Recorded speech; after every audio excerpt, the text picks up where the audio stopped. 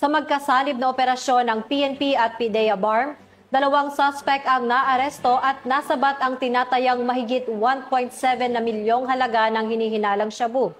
Magbabalita dyan si Patrolwoman Leonora Gawang.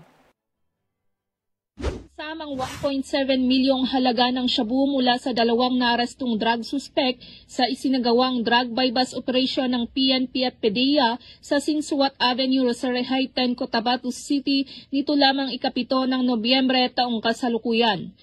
Kinilala ni PDEA BARM Hill Cesario Castro ang mga suspect na sina alias Mimi, 43 na taong gulang, isang magsasaka, at si alias Maggie, 39 na taong gulang. Naging matagumpay ang naturang operasyon dahil sa pinagsanib puwersa ng mga operatiba ng PNP at PDEA BARM na nagresulta sa pagkakaaresto ng mga suspek at pagkakasamsam ng mga hinihinalang iligal na droga.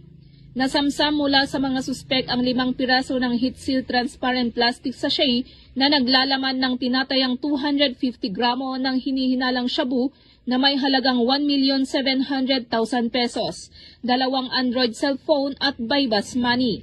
Sa ngayon ay nasa kustodiya na ng PDEA BARM Jail Facility ang dalawang drug suspect at mahaharap sa kasong paglabag sa RA 9165 o Comprehensive Dangerous Drugs Act of 2002. Ang tagumpay ng operasyon ay bilang bahagi ng pinaigting na kampanya ng PNP at PDEA laban sa iligal na droga, partikular sa pagtutok sa mga personalidad na sangkot ng mga iligal na aktibidad upang mapanatili ang isang ligtas at mapayapang Bangsamoro.